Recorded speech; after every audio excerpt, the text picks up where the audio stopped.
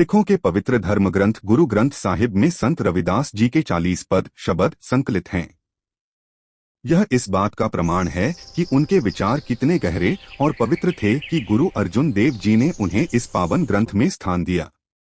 इन पदों में मुख्य रूप से ईश्वर के प्रति समर्पण, अहंकार का त्याग और जाति पाति के भेदभाव को मिटाने का संदेश है। प्रमुख पदों के मुख्य भाव। 1. प्रभु और भक्त का अटूट संबंध।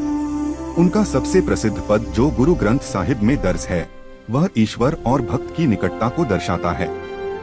तो ही मोही मोही तो ही अंतरु कैसा, कनक कटिक जल लहरी जैसा। अर्थ मुझमें और तुझमें, ईश्वर में कैसा अंतर। जैसे सोने और सोने के कंगन में कोई भेद नहीं होता, या जैसे पानी और पानी की लहर एक ही हैं, वैसे ही मेरी आत्मा और परमात्मा एक हैं। 2. नाम की महिमा।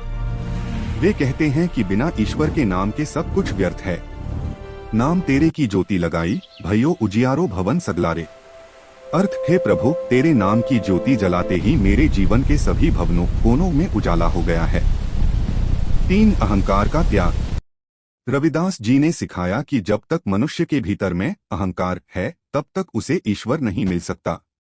जब हम होते तब तू नाही, अब तू ही मैं नाही। अर्थ, जब तक मेरे भीतर अहंकार मैं था, तब तक तू नहीं था। अब तू मेरे भीतर है तो मेरा अहंकार मिट गया है। बेगमपुरा की परिकल्पना। गुरु ग्रंथ साहिब में संकलित रविदास जी का एक पद बेगमपुरा के बारे में है, जिसे दुनिया का पहला लोकतांत्रिक और समाजवादी विचार माना जाता है।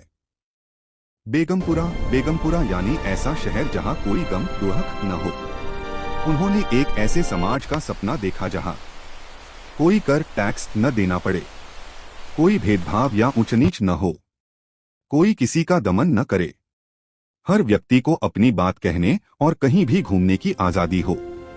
निष्कर्ष, संत रविदास जी के पद आज भी हमें सिखाते हैं कि भक्ति का अर्थ केवल मंदिर जाना नहीं, बल्कि अपने भीतर के लालच और नफरत को खत्म करना है। उन्होंने श्रम हैंडवर्क को ही असली इबादत बताया। क्या आप गुरु ग्रंथ साहिब में दर्ज उनकी कोई विशिष्ट पंक्ति या श्लोक का हिंदी अर्थ विस्तार से समझना चाहेंगे?